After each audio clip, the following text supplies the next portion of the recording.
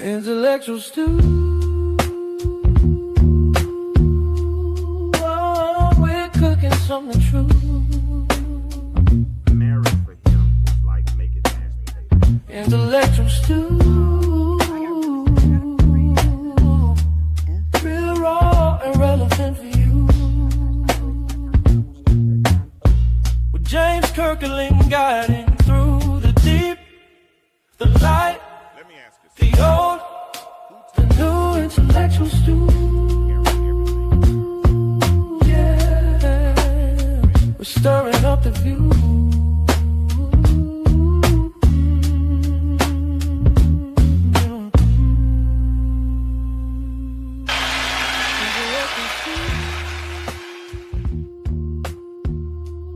Oh, we're cooking something true.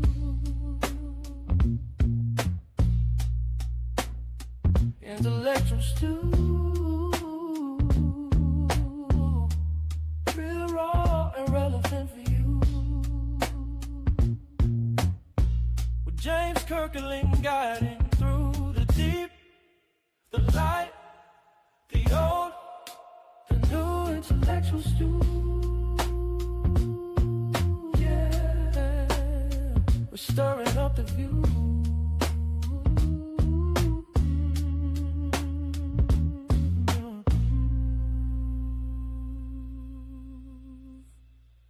Intellectual stew. Oh, we're cooking something true.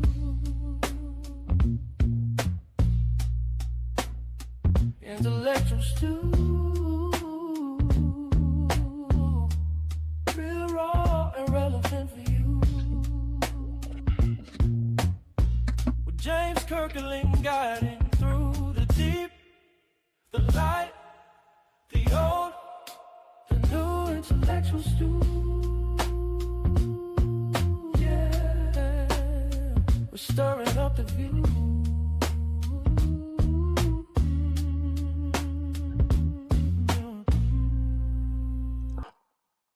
All right, what's up? What it do? Time for another episode of the Intellectual Stew with yours truly. And tonight we're not doing surface level speaking. We are talking about real life situations, real consequences. Two different stories, two different cities, but the same question.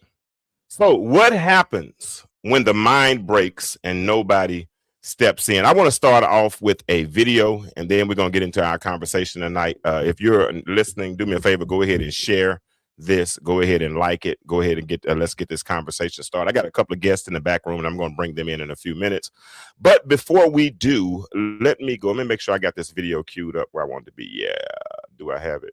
Nope, I don't. So let me get it queued up where I want it to be, and then we will get this conversation started. So y'all go ahead and like and share this video. Thank you. Share screen. There we go.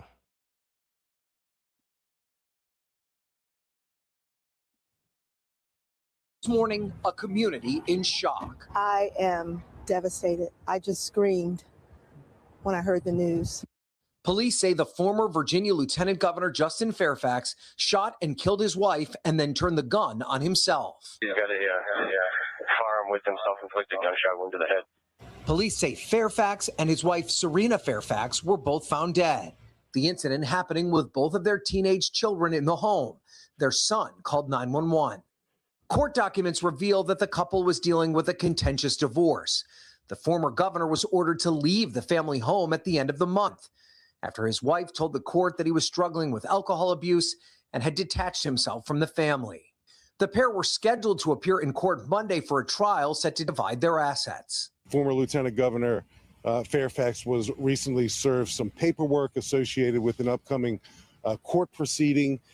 The court documents also show that much of Fairfax's troubles date back to his political losses. First, a loss in the race for Attorney General in 2013, and then a sexual assault scandal while he was Lieutenant Governor in 2019. Two women accused him of assault during a window of time where he nearly ascended to the governorship, after the then governor, Ralph Northam, was caught up in a scandal of his own. A picture attributed to him in his medical school yearbook showed two men, one dressed in a Ku Klux Klan robe, the other in blackface. Northam came close to resigning, but never did. Fairfax denied the allegations and even took a polygraph, but never recovered politically. Now, those who knew and worked with the once rising star are stunned by this tragic end. This unexpected shock, and for an awful lot of us that worked with Justin, he was an enormous talent, and I just can't imagine what his family's going through. And in the midst of this contentious divorce, Fairfax accused his wife of assaulting him. But police say she had cameras installed inside the house, and they were able to view the video footage in the house and determine that no assault had occurred. Laura? Thinking of those children this morning. Ryan, thank you. All right. So you saw it. Now that's not fiction. That's a real family. Real children and real consequences. Here we have Justin Fairfax, former lieutenant governor of Virginia, 47 years old. His wife, Serena Fairfax, 49. She's a dentist. Married nearly 20 years. 2 children in the home, Cameron and Carson, 16 and 14. Both of those children were in the house when everything happened. Son called 911. What's up, RJ? They were in a divorce. It was contentious. Wife is granted primary custody. He's forced to leave the home. Court date was days away. So this didn't start that day, but it ended that day. There were reports of emotional instability in the home, erratic behavior. But you know what? All those kind of sound like excuses. And I have somebody that I'm going to bring in first. His name is Terrence Albritton. Albritton, I saw his post. And I hit him at the last minute. He's busy. He's busy, but he jumped in tonight. So I'm going to bring him in first. And I want him to speak from the heart. Hold on, let me get this overlay up. I want him to speak from the heart of what made him make that post the other day. Brother Albritton, how you doing, sir? Man, I'm doing great, man. How are you doing? I'm doing well, y'all. This is the famous Terrence Albritton. He's the owner of Grady Baby shirts and hoodies and all the paraphernalia and shirts and whatnot that you see around town. The Grady Baby, that's him. That's him. And he's also on the Country Wayne skits in the scene. He's Greg's banker. But he's also a minister at Elizabeth Baptist Church. So he's that guy. But when I saw that post, what was on? Tell me what your mind was thinking at that time. You know, I get mental health. Anybody that know me and follow me and have heard me preach, I talk about my mental health journey all the time, from battling suicide, depression, the whole nine. So I speak from that vantage point. I mean, what he did was a sucker move, man. Like, I really have no respect, and he really has no regard for his kids. And what pissed me off is all of his fraternity brothers and people with all the comments and talking about how good of a person he was. Like, no, what y'all saw was the mask. Because a good person don't do those kind of things. Wow. And so we got to be able to differentiate between public performance and private habits. Because in the public you look good, but you excessively drinking and you losing everything, and that is your recourse. And it just shows you that as men, you do that when you feel you have ownership, when you feel you have that power.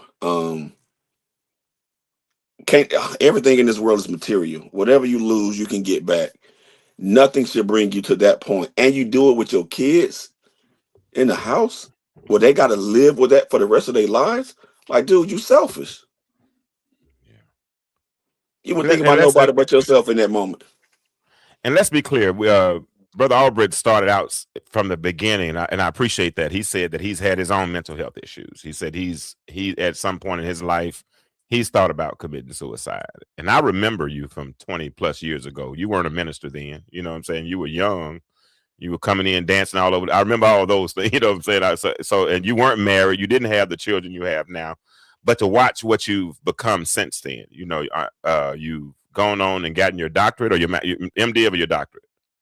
So I have my MDiv. I never got my doctorate, but I have Okay. 4 theology masters.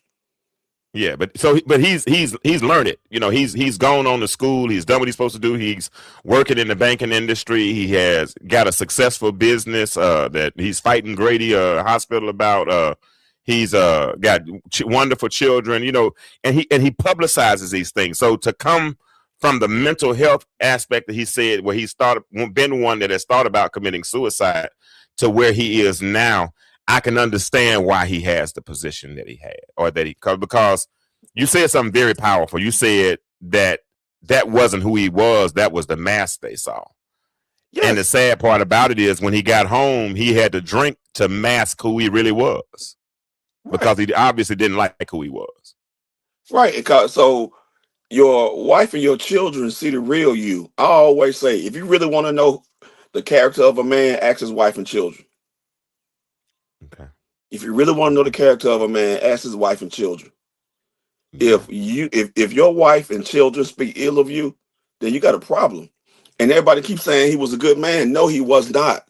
And I'm not trying to bash him or blame him, but you are not a good man. You shot your wife in the same house with your children.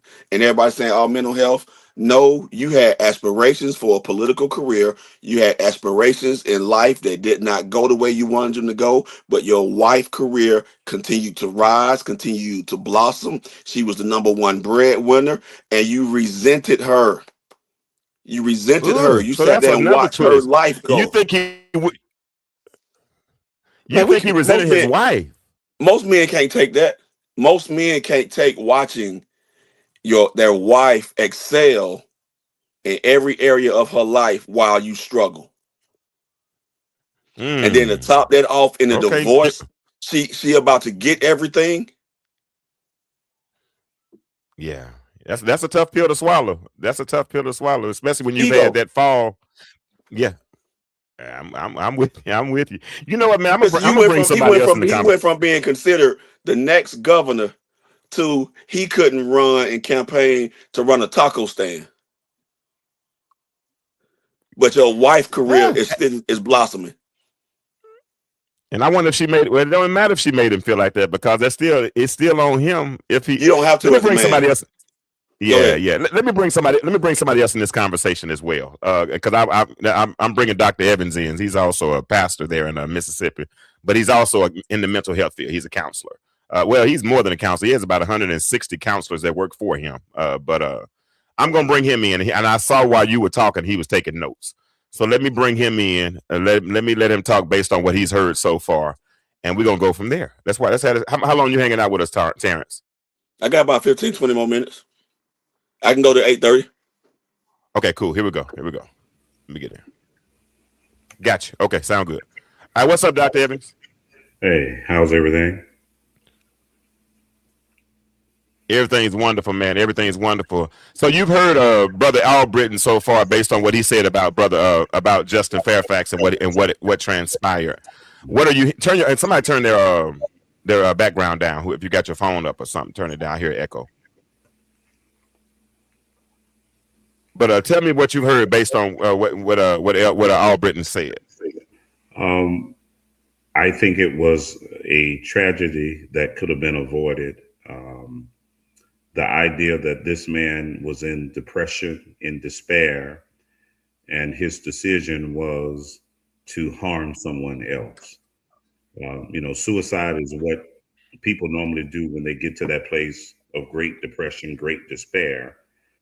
But what we have now are those who are angry enough, and I have to use this word, evil enough to not take their own lives, but they take someone else's life too.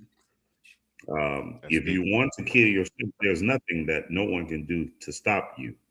You know, we can't provide 24-hour watch every day for a person's entire life. So at some point in time, you're going to have the opportunity. But what this guy did, he took his wife, he took his soon to be ex-wife from their children. So you talking about no consideration. He did not think about anybody else but himself. So suicide still remains one of the most selfish acts that a person can do. Because again, you're not thinking about anyone else but yourself. You're not thinking about tomorrow. But now as we know, he had a lot that he still had to face. And if he was found guilty of the accusations that had been levied against him, this man was going to go to prison. So whether or not he thought that death would be better than prison, many people feel that way. But at the same Wow. time, they do not kill themselves, and they surely do not kill the mother of their children. You want to respond to that, Albert? No, I just want to listen, man. I'm looking for the offering class. So, and because I mean everything he said, it was just so poignant. Not just that, you do it while you know your kids are in the house. Yeah. Like that, just no regard. And my whole thing is in my lowest, harming someone else never occurred. That's why I said there had to be some resentment in him, or him feeling like she was at the core of his issues, which was why he felt the need to attack her. Yeah. There was some anger there, and we cannot see what it was based on. I mean, here, her husband was accused of some type of sexual assault, two different women, Two women. and and you think, whatever led to their divorce was key in there. But now, whatever, like I said, it was the most selfish act that a person could do, and especially with his children in the home. So you think about the trauma that his children endured. I am a divorced person, and the one thing that I never wanted to do was harm my children. I still wanted what was best for them, even though their mother and we parted ways. I maintained control because I wanted them to be well, and I Yeah. knew that I would be okay. But now I wasn't And that facing a prison sentence. and what you just said is powerful. You said you maintain control. And I think one thing Pops taught me was men maintain control at all times, right? And which makes me almost wonder if he snapped. I mean, even and it's not justifying the act. It's not, But I read a statistic. He didn't snap, and the I read a reason statistic that I read a statistic that one time said 90% of violent offenses in domestic situations, or mainly violent domestic murders, were by people who didn't even have felonies or didn't even have records, which meant most of those people, that was their first occurrence. They snapped. You know what I'm saying? But you're saying that you don't think he snapped at all? snap from what? Yeah, I'm with Doc. That was calculated. His wife did not harm him. He harmed his family. Yeah, he was downstairs and just went upstairs and just went to shooting. He was the one who was maintaining for the family, and even maintaining for him. As the brother said, she was the breadwinner, and not only did they impact, or he impact his wife's life, their children. I heard the other day a guy said he was waiting outside her office at 8 o'clock for a dentist appointment. So all the people that she was touching through her work, all of that was shattered. So it was a selfish act. It was an unnecessary act, and there's no excuse for it. Did he snap? He snapped when he put himself in isolation. He snapped when he started using alcohol or abusing alcohol. He snapped when he refused help from anybody. I mean, we can cry out to people. You know, we can ask. He could have told some of his frat brothers, "I need help, man. Can help me get help." Well, let me ask you this, doctor. I think part of my angst came from the people in that moment that chose to speak well of him. I'm not saying that's they don't have that right. Yeah. I'm not saying that the person you met you didn't love, care for. What I am saying is the timing Yes. of doing that in the midst of what had happened. I'm like, just even with Roland Martin, like your frat brother shouldn't have had to call you, because as much as they'll probably was your friend, how you think his children viewing their dad right now? They're the last ones that want to hear how good of a person he was. And look, I don't even think we have to talk about that. You can say Dr. King. Now, I heard a recording of Dr. King saying this when I was a young teen, still at home. He says you don't really have to defend someone's actions. If you want to say anything, you can say, look, what they did was terrible. What they're accused of was terrible, but that's not the person I knew. You can just leave it at that, where you don't have to defend such an act that is indefensible. You can't defend it. No. You can't. You cannot blame anyone but Justin Fairfax himself.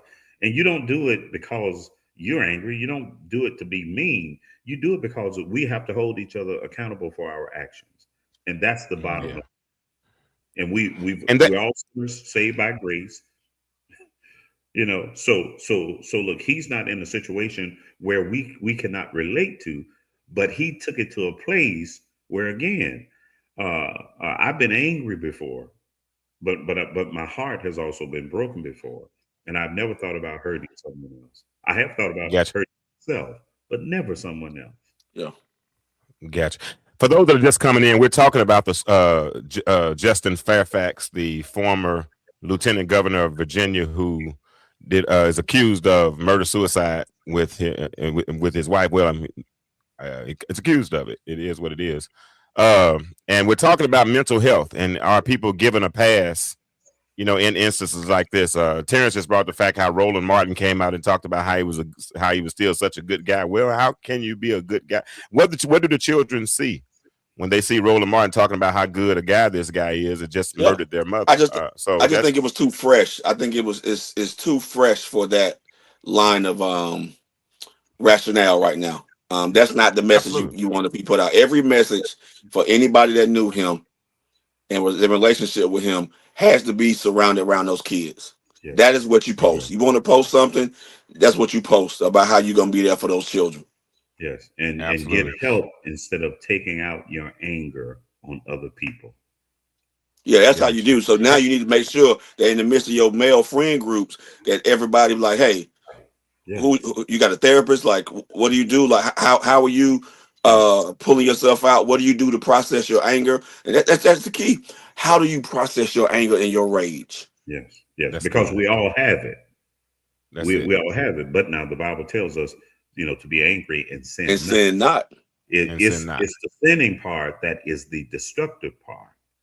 But now I guarantee you, his anger was even displaced. Oh, absolutely. Because it wasn't toward himself. Absolutely. And this is the question, though, and I know you got to go, T. But the question is, where does compassion end and accountability begin? I don't think accountability ever ends. Okay. You know, you can. What is compassion for someone who kills several members of my family? Compassion is justice. Yeah, my compassion is going to be reserved for those that are still living. Yes, that he did not deal with. Yes, I won't speak ill of him, but I'm definitely not going to speak good. Right. You don't have to speak at all, as they say. There you go.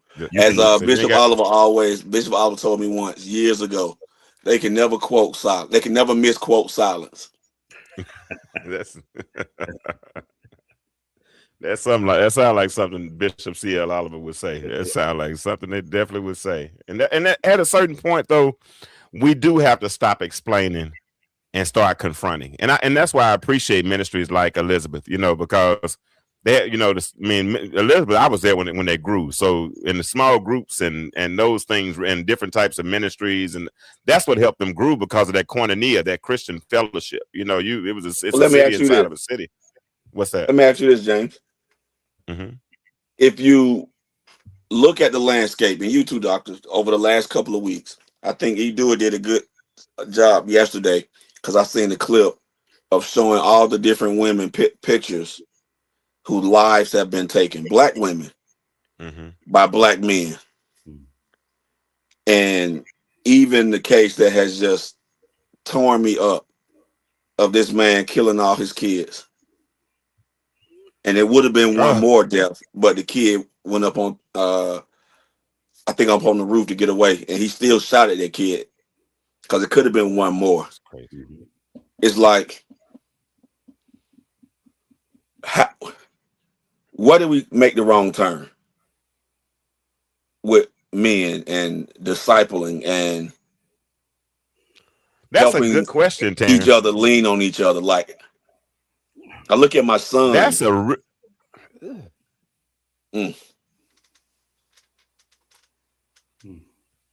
Go ahead, bro. Go ahead. Finish your question. Go ahead. Finish your question. I look at my son, and it's like, and trying to teach him how to be a man, trying to teach him how to process his emotions, trying to teach him how to process failures.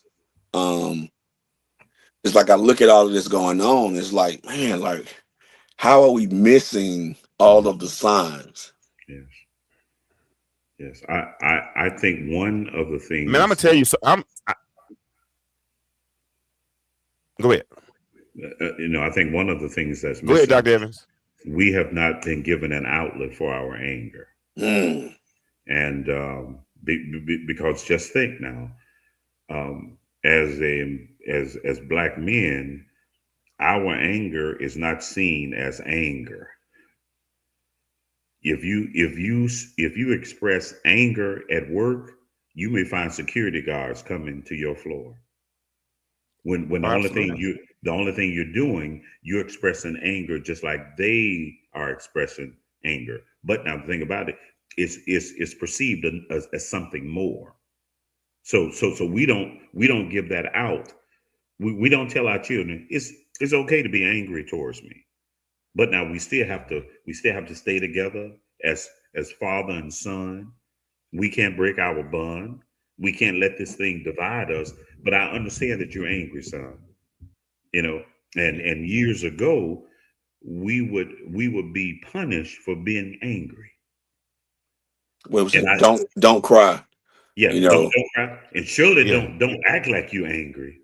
Come on now. It's a normal emotion that God gave us. It's funny. I preached Sunday at our Smyrna location, and I preached making bad choices in the midst of anger. And of course, I used the text with Moses striking the rock, and how when you allow other people to control you and control your anger, it only hurts you because Moses getting angry prevented him from getting what was promised, but the people who made him angry still got to go in. Yeah, pretty much. Pretty much. And so you got to really ask yourself. Go ahead. You know what's and I'm glad you asked that question. A couple of weeks ago, about 3 weeks ago, Doc and I, we did a show entitled "Who Taught Us to Suffer in Silence?" Wow. Because we were taught, that, like he just said, right now, how many times have you just got in a stern conversation? Somebody say, "Calm down." Oh, I'm not hyped yet. You know what I'm saying? But they try to get us before we get there, because once we get there, they know that we're uncontrollable, right? But I appreciate the fact that you're teaching your son how to be emotionally intelligent. My dad used to do to me whenever I would get angry. He'd say, "Go take a nap." He'll say, "Go lay down," because I would get so angry that the only thing I could do in that moment was, and even to this day, when I lose it like that, but honestly, it probably cost me my marriage. because I would go and get in the car and drive or go in the backyard. We didn't argue. Sometimes I wish we would have argued because then maybe I would have learned how to argue. You know what I'm saying? So to answer your question, I think, and that's why I brought up the point a minute ago about sometimes I think people snap because pinned up aggression has to have an outlet, right? And once we internalize something so long, eventually it's going to spontaneously combust. It's like holding a beach ball underwater. It's I don't like care how long you hold it. I don't care how long you hold that beach ball underwater. At some point, and if I don't have enough good invested in me to balance out that spontaneous burst, you know what I'm saying? Then I might go out and do something crazy like that. You know what I'm saying? So I don't have compassion to the point where, you know, at all, but I have compassion for mankind. I like Doc, when Doc first came on, first thing Doc said was he could have gotten help he could have gotten help. You know, he could have gotten help. But like you just said, somebody missed the signs. You know what I'm saying? Somebody missed the signs along the way to tell him, hey, bruh, I had a dude tell me something one time. Hold on one second, Doc. I had a dude tell me something one time. He said, because of the way I handled anger, he said, you didn't have brothers growing up, did you? I said, no, because you needed somebody to hold you accountable other than your mama and your daddy. Oh. And that was deep to me. You know what I'm saying? Because I had uncles and cousins that would punch me in my chest, but they were trying to toughen us up. But I didn't have anybody to really, really be accountable to, like that, other than mama and daddy. You know, which I mean, I knew right from wrong. Go ahead, Doc. I ain't mean to interrupt. You was going to say something. And Terrence, I know you say you got to go, man. I appreciate you. Like I said, Doc. This Terrence Albritton. Terrence Albritton. Tell him who you are. Tell him what you do real quick. Then we go. Terrence Albritton, man. We got a family business, Grady Baby Company and Apparel. You can get us on Foot Locker and Concourse A&T at the airport here in Atlanta, or on social media, Grady Baby Co. GradyBabyco. But yeah, man, let me know, man. I'm coming back. Hey, you welcome to come back. I've been trying to get you forever. So hey, we finally got a little glimpse of you, man. Yeah. So we're gonna get you back. All right. Y'all be blessed. All right, thank you, sir. All right. So Doc, now you were going to say something before I cut you off. I can't even remember what it was really, Doc. It was okay. We have to have an outlet for anger. And one of the things I used to do with my son when he would get angry, I wouldn't send him to his room. I would say, come and sit beside me. And then sooner or later, I would see his posture change. And then I'll elbow him and say, now you can go, son. Just as long as there was a release and he knew that I wasn't the enemy, but I was a friend. So some people, you know, did some people miss it, or did he hide it well from those who were around him? You know. But two things can be true though, right? Yes. That he hid it. He could have hid it. He could have hid it, and they could have missed it. I'm saying, say his wife should have seen it. Yeah, he hid it well, and I'm not going to say his wife should have seen it. You know what I'm saying? You know, because I can't put that on anybody. Yeah, I've seen instances in which the husband has committed suicide. I've seen instances that the husband committed suicide, and the family and friends go to the wife and said, "What happened?" She said, "I don't know. Job was going well, our marriage was well, finances well. I don't know why he did what he did." You know, so I don't think that we should burden people. You know, if you're overlooking it, you already know. But now, if something happens, some tragedy happens, and people say, "Well, you should have known," that's not necessarily true. And that's the whole thing about that imposter syndrome. You know, when you put that mask on and you wear it for so long, then you start to believe you're actually that person. Yeah. Right. I probably had a little bout with, well, ain't no problem. I had my own, when I used to drink, and I don't drink anymore. I can talk about it now because I don't do it. But when I used to drink, I understood the terminology of liquid courage. Yes. Because I became whoever I needed to be in that moment when I would drink that alcohol. Wherever I was, I became tough. I became Rico Suave. I became anybody I needed to be because I had that liquid courage in me. And when you start thinking about Fairfax, and when they start saying that he was drinking and doing all the things he was doing in his home with his children, and his wife got tired of it, obviously, and she was ready for him to go, and he was on his way out. And I guess he had reached his existential breaking point, and that was the decision he made. And like you said, it was an evil, selfish. It was beyond selfish because he didn't just do it to himself. It was evil because he took his wife with him. Mm-hmm. Yes. I'm just glad. I'm just thankful he didn't take his children with him. I'm thankful too, because it could have been everyone in the home. If you know, let me share this with you. I sat across from a young man for many holidays, eating dinners, and that's when I would see him during the holidays, Christmas, Thanksgiving. And one evening, I'm sitting home. Someone calls and said, "Did you hear what this person did?" And I said, "What?" This person had divorced out of the family that I knew him from, dated a young woman, and he had several businesses, financially secure. He took a girl they were out with. They were out of the relationship, bought her a car. She accepted the car. They took a trip together, and in the hotel room, he kills her and then kills himself. What? Yes. And this is a person that I've sat across the table and I've eaten many Thanksgiving, Christmas dinners with. I would have never suspected it. But now, here was the red flag. In the marriage, he was, I knew him through marriage into a family. He was physically violent to his wife. Okay. And there are other red flags that we have to acknowledge. The stalking, the threatening. Look, anytime you use alcohol or drugs, it changes the person. So we have to look at those things.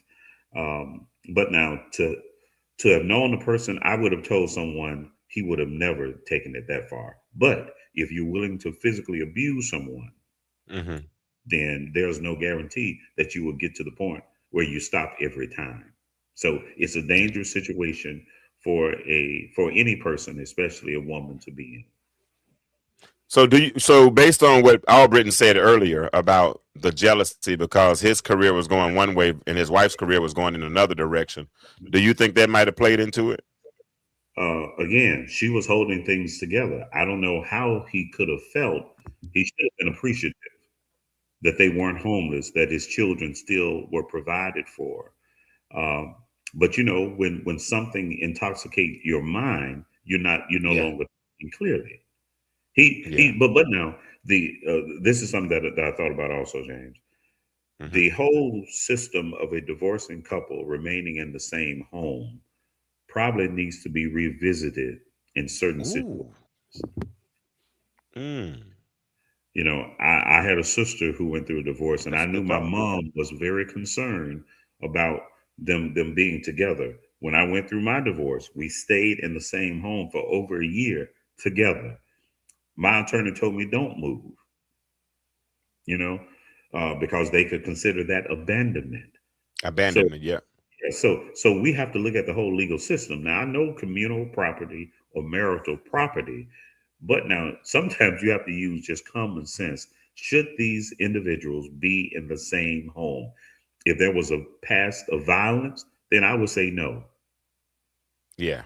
That should be an indicator. Yeah. Drugs or alcohol, no.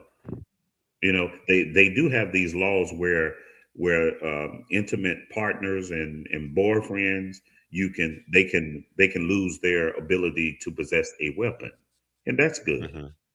Because again, you mix alcohol or drugs, anger with a weapon in hand, then that's a recipe for disaster.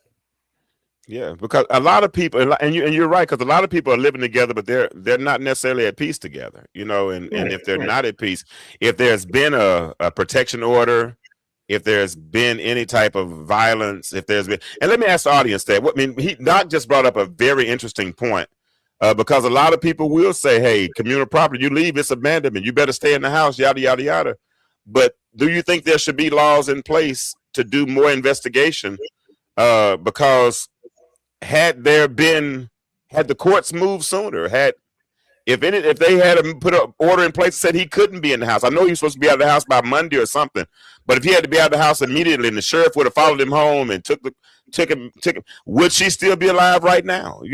All those things. So what do y'all think about that? Do y'all think that the court really needs to reevaluate that whole concept as far as allowing people to live in the house without doing more investigations, especially if there are red flags that have already been presented? What do y'all think about that? Almost forcing them to do it. Almost forcing them to do it. Let's see what Alicia said. We must think if it's worth it or not to stay under the same roof once there has been a petition for divorce. Yeah. You have to get that's something to consider. That's something to consider. That's something to consider. But also remember now, their financial obligations. So for the person who moves out, how will that be levied? Would that be against them, or would it come from the communal funds? Yeah. So there are many things that's a tough one. To that. Especially when he's losing jobs and all those other things. So it's tough. And then but to have that situation take place in Virginia, and then we go to Louisiana, and a 31-year-old man kills 8 children, 7 that were his own, ages 3 to 11. I mean, literally shot his wife, shot the other lady. Domestic conflict involved, it's mental health. This man was in the military, all kinds of things, and he does the unthinkable. Yeah. And the thing about it is, Doc, is it's starting not to be random, because when we see things happening on the same weekend in same cities, we start to wonder if it's a pattern. Well, we always have to look at whether or not there would be any copycat activities when one act is committed. Will we see it repeated in some form or fashion? And I think that's a normal thing for law enforcement to gauge. But at the same time, this was a heinous act that I can't even wrap my mind around. I mean, there's no understanding of it. There's just sadness. Again, I have to use the word evil because I can't think of, some people say, well, you're in mental health. There comes a point in time when there's a line between the mental health and the criminal. And most of the people I know who deal with mental illness are not violent. Wow. I've been 33 years. And I can count the violent people on my hand where they have attempted to kill someone or Hold on. You said and you've been doing this 33 years. 33 years. And most of the people that you've dealt with that had mental health issues were not violent. We're not violent. Wow. And what we find is that most people will hurt them because it appears that they're somewhat aggressive or they approach you in a harmful way. That's what we see happening, So like I said, you have to weigh those things, man. We don't see That's it. Deep. The majority of our people who are had long-term mental health treatment. Now you're saying the majority, but there are instances, like for instance, but that means those people are probably incarcerated or those people are incarcerated. Those people don't have a repeated history of violence. And I can tell you this: if they do, it's directed toward 1 or 2 people. It's not toward the whole community. If mother is seen as controlling their check, there may be some resentment and anger towards mom. I've known a young man who attacked his mother, and his family didn't even want to tell him because they thought he would do something to himself. That's how much he loved his mother. But in a psychotic episode, he attacks her. Wow. You just threw a major twist at me, because for those that are listening, this is Rayfield Evans. He is a licensed mental health. Tell him what you do, Doc, so I can say it right. I don't want to say it wrong.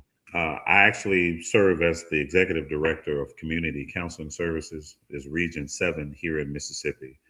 And we cover 7 counties, and we see on average about 5,000 individuals or provide services for about 5,000 people. Okay, so he's not just somebody who's offering opinions. He's learned in this area, and he just said something that just blew my mind, because some people want to give Justin Fairfax a pass and say that this gentleman, not gentleman, Shamar Elkins in Shreveport, Louisiana, and we want to blame it on mental health. Now, Pastor Evans just said that in 33 years, and if you all are watching this and haven't liked or hearted this post yet or haven't shared it, will y'all please share it for me and please like it? But he said in 33 years, most of the individuals that he encountered in mental health or that had mental health issues, most of them were not violent. And if they were violent, they were only violent to the people. They were only doing that when they were trying to protect themselves or towards a person who was wronged, who had wronged them. And I'm saying that right, Doc, right? Yeah, they had some. It didn't have to be actual. It could be in their mind during the psychotic episode. Yeah. So I tell new counselors and therapists, you have to remain calm around them, because sometimes their behavior and their verbiage will say one thing, but then when the activities, they are not these terrible people that you have to fear for your life with. That is not so in the cases that I've been a part of. That's good stuff, man. That's good stuff. That's good stuff. That's good stuff. Let me ask the audience something right quick, because we're talking about Elkins, and that's Shreveport. That's the one who gunned down 8 small children between the ages of 3 and 11. And we're talking about Justin Fairfax, the coward who took his wife's life and his own life. And we're asking, how many warning signs does it take before you take people seriously? How many warning signs? How many? Because had Sierra, that's his wife, Fairfax, if she had seen warning signs and gotten away, because she had the wherewithal to do it. Yeah, she had the monetary, Serena, I think that's Serena. Yes, Serena. She had the wherewithal to get away, but she was waiting on Monday, because the judge said that on Monday he had to be out of the house. But how many warnings? Because if she had said, you know what, I'm not going to stay in the house this weekend, I'm going to go get me a hotel room, and then you just need to be gone Monday. But how many warning signs does it take before we take people seriously? I want to ask that question for the people in the audience. Y'all talk back to me and let me know. Go ahead, Doc. How many warning signs should it take? It shouldn't take that many to know that you are in real danger. And it can be from the threats, if you know someone has weapons that could end your life, if you know someone has been physically violent in the past, if you've known someone who wants to control everything that you do, and now they feel like they're about to lose control of you, she would have been able to live her life. And that's probably another thing that he wanted to stop. Wow. Again, the isolation, the alcohol use or drug use, controlling behavior. These are all red flags and should be seen as red flags to anyone in any relationship. It doesn't matter if you're male or female. If you receive these types of red flags from your partner, then you need to seriously think about your own health and welfare. That's good. So basically, we don't have if we've noticed the red flags, we don't have a surprise problem. We got an ignoring problem. Which means, and look, you can blame it on anything. You can blame it on finances. You can blame it on a lot of different things. But when you want out bad enough, you will find a way to make it happen. Especially if you're looking at several weeks or months. Because that time was getting close for him. And you always think, did she see him grow more and more desperate? Or was there no change? Did the anger increase as it came time for him to leave the home? Wow. Did the anger increase as time? But that's tough. That's tough. What do y'all think in the audience? We're talking about Justin Fairfax, and he murdered his wife and then murdered himself. And a lot of people are trying to give him a pass, blaming it on mental health. But even if we have, even in that case, we don't have a mental health awareness problem. We have a mental health action problem. If he had mental health issues, somebody should have turned the light on and said, you need to go get checked out. something, but before you snap, I'm glad I found therapy. And Doc, you've known my journey, and you knew me before I got therapy, and you were my unofficial therapist before I got therapy. But then even when I started getting therapy, I had to call you to make sure she was doing it right. I called him to make sure she was doing it right. But then I think you probably saw the changes in me as I started going more, especially when I got the second therapist. You started seeing some of the things. What were some of the things you started noticing about me? Just being open to the opinion of someone else, and not debating whether or not a person is right. Just taking in what they're saying and processing it within yourself. And I think that was wow. That I saw a willingness to consider a different perspective, and usually that can be key in our recovery. That can be key in our healing. I mean, that can be key in so many critical instances when we just take someone else, regardless of how bitter it tastes or how bad it feels at the time, just take it in and learn from it. You don't realize how much you just, because I didn't plan on asking you that question, and I never have asked you that question. And to hear you answer that and say the willingness to listen to the opinion of others, that's basically what you said. That's amazing, because I think I've been accused of not doing that, or operating in offense, or being offended, ready to ready to respond, ready with a defense. Yeah. Although, and what's funny, man, is that so many people probably knew me pre-therapy and still have that opinion of me that don't know about my therapeutic experience. Yeah. And now to hear you say that, based on the friendship that we've developed over the last 5 or 6 years, right? A little bit longer than that now, because we've been friends about 11 years now, because Trey was 16, 17. We've been about 10 years now. Yeah. But because that's when we came to Mississippi State. Yes. But to hear you, the friendship that we've built, and you are, and y'all got to understand, he is a listener, so y'all can't get him as a therapist. I'm sorry, because he's an executive director. He probably ain't got time to see y'all unless he's doing it for me as a French. I'm joking. But to hear you say, because most times he's a listener, he doesn't respond, he doesn't say anything, he just listens. Unless you ask him for an opinion, he honestly does not say anything. He just listens until you ask. And for me to ask him this question now, and for the response you just gave me, Doc, you just blessed me, because it lets me know that I'm on the path to better. Yes. That I am more healed than I was a year or two ago. Yeah, you're not at that place of being stuck.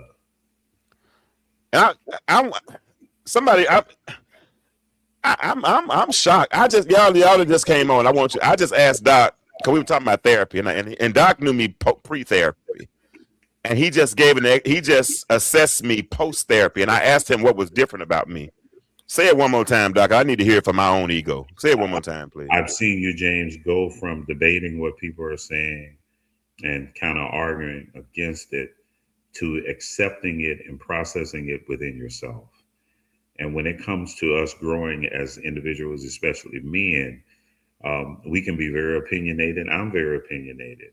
So being able to learn, being able to be quiet with ourselves is a monumental task for all of us. And I've seen that in you, and I'm proud of being able to see that. Man, I appreciate that. I remember my dad telling me when I was younger that God gave us, anatomically, God gave us 2 ears and 1 mouth for a reason, to do twice as much listening as we do talking. And the other day, even when I got the phone call, the devastating phone call that my Bishop Kenneth L. Robinson, God rest his soul, passed away in Arkansas. When I got that phone call, my friend was literally crying, a grown 60-year-old man crying. And I get it. And I cried too, don't get me wrong. But when he spoke to me, I just got silent.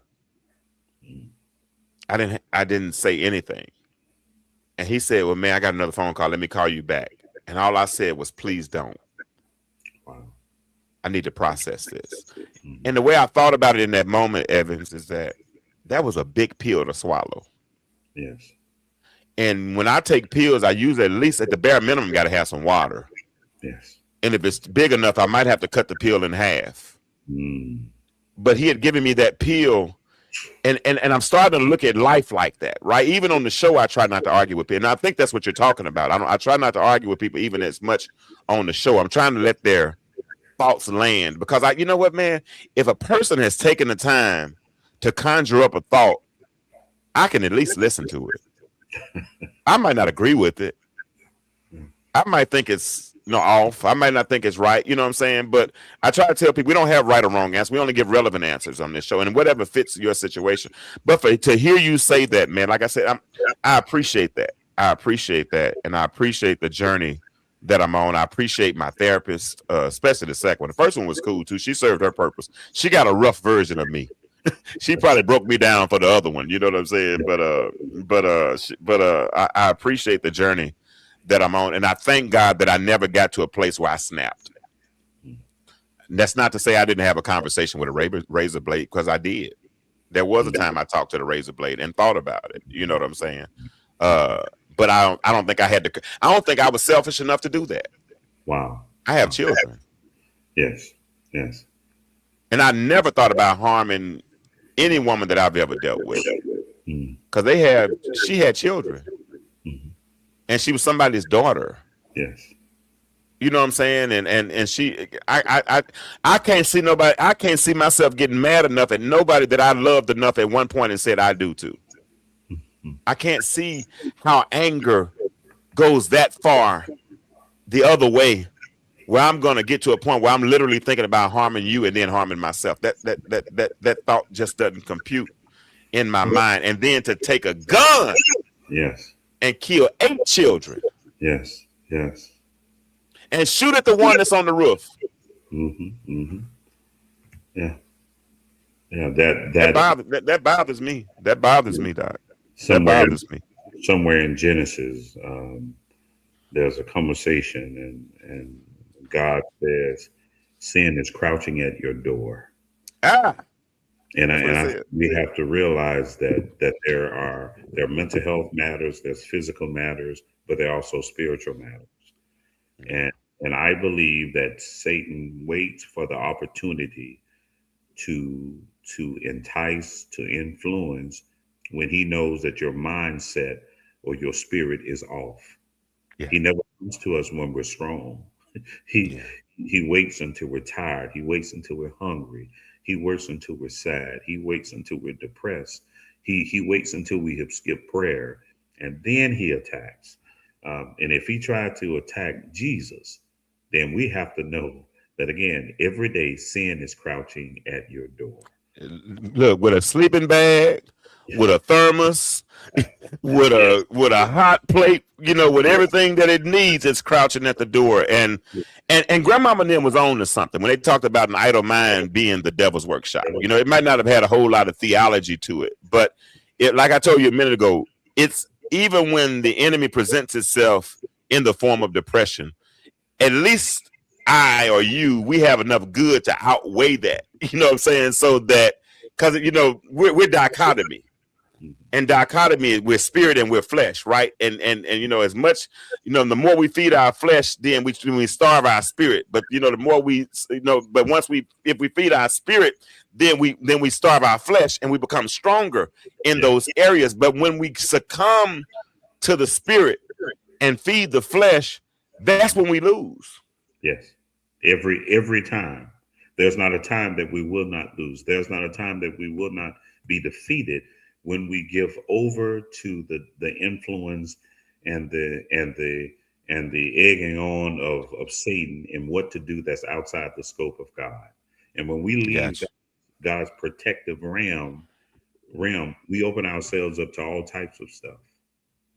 Gotcha. I'm not gonna hold you, because I know you just had a procedure done, but I want you to do 2 things. First of all, I want you to speak to women who are dealing with people and they're ignoring red flags. But then I want you to speak to men and let them know that if they're dealing with mental issues or if they're dealing with something, that therapy is available. Yes. And what therapy can do for them, and what just let them know. Yes. And hold on, I want to give you the screen on this one. Hold on, let me put you on the screen by yourself.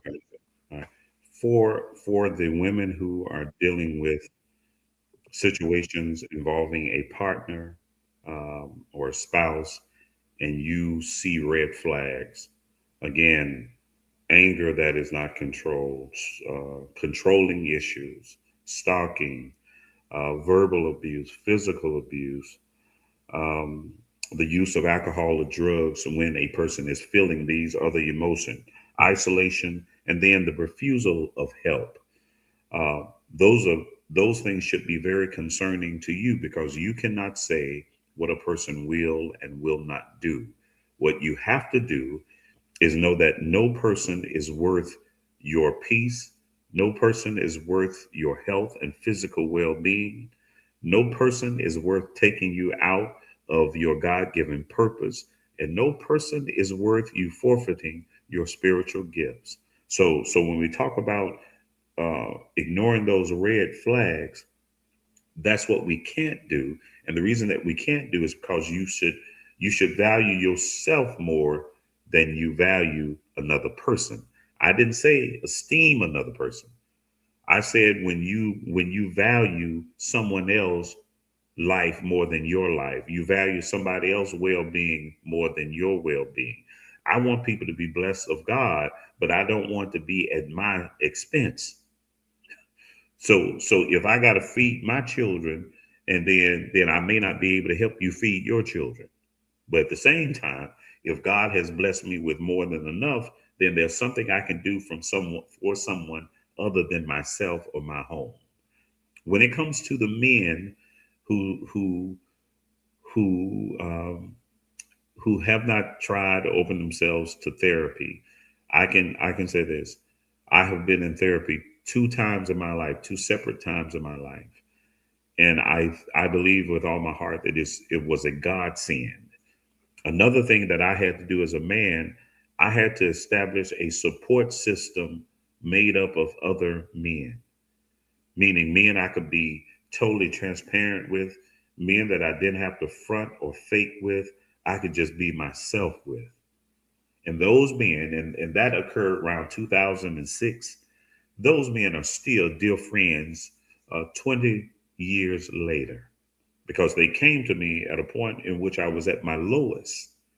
And that's how I learned to develop lasting bonds with other men that were not competitive, that were not based on material things.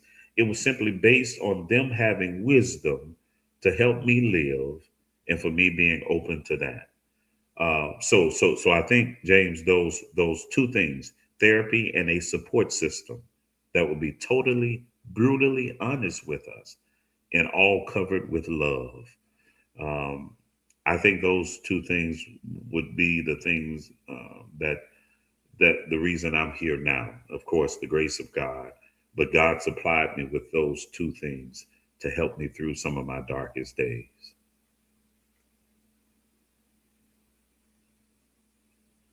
All right, Doc. I appreciate you for always your transparency, for your knowledge, for your wisdom, and always coming through and your consistency. And I'm not gonna hold you any longer. I appreciate you for what you shared tonight. Oh, hold on, my computer about to turn off. Let me fix this real fast. Can't have that happen. All right, there we go.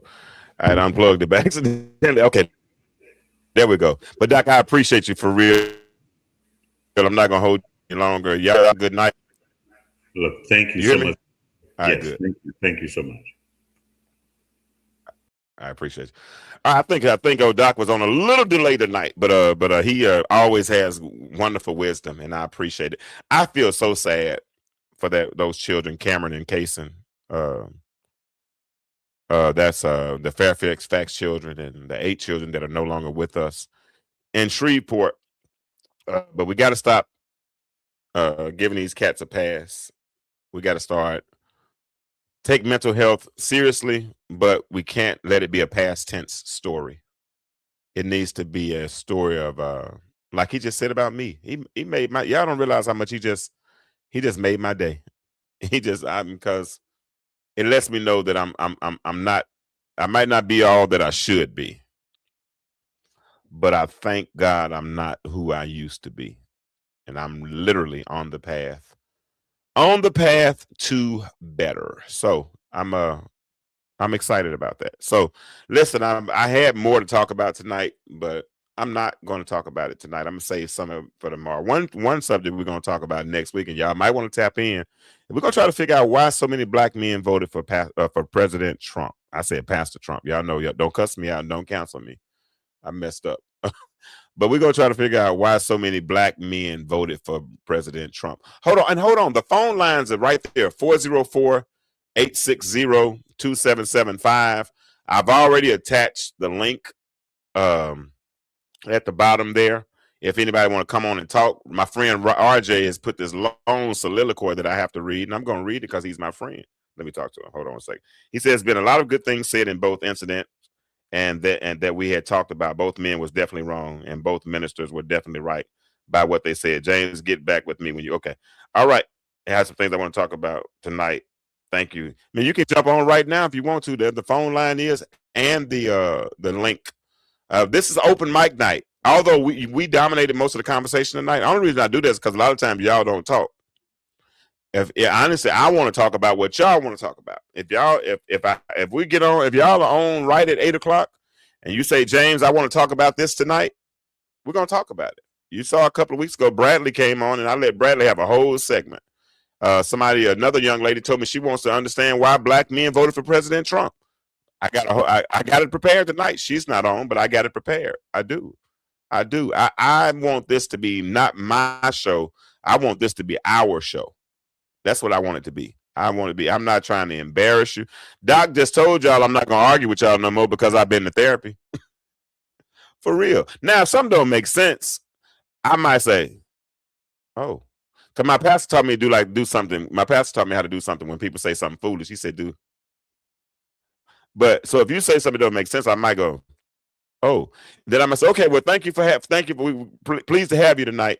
But that's all I'm gonna say. I'm not gonna, embarrass you or nothing like that. I don't want to do that. I'm not all that. I'm not. I want us. This is communal. This is our platform. I'll talk about whatever y'all want to talk about.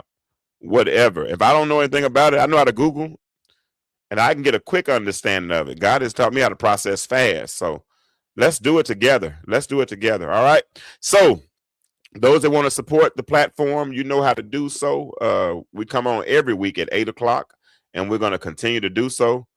Next week, one of the topics we're going to talk about is definitely going to be why did so many black men vote for President Trump?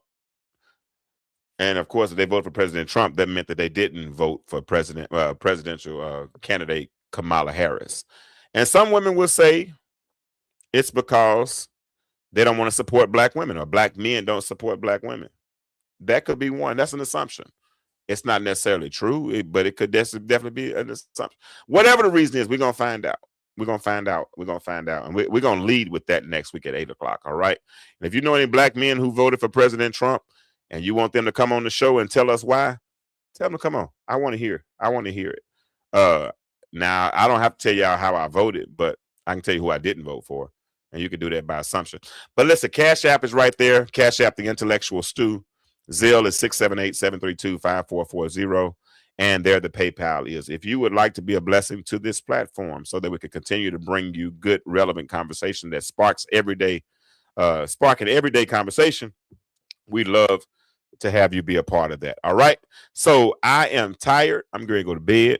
I got to travel this week. I'll be in Little Rock on Wednesday to pay respects to my Bishop Kenneth L. Robinson. Y'all please keep Dr. Brenda Robinson, Lady Kendria and KJ and RJ and the whole Robinson family, the grandchildren, keep them all in your prayers. We are all dealing with this devastating, tragic, unexpected loss. And honestly, it's just been really, really, really, really hard to process. It really has.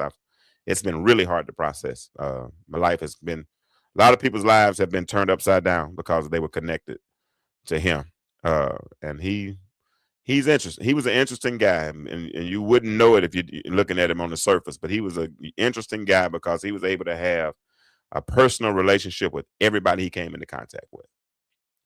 His smile would literally, and it was a genuine smile, for real.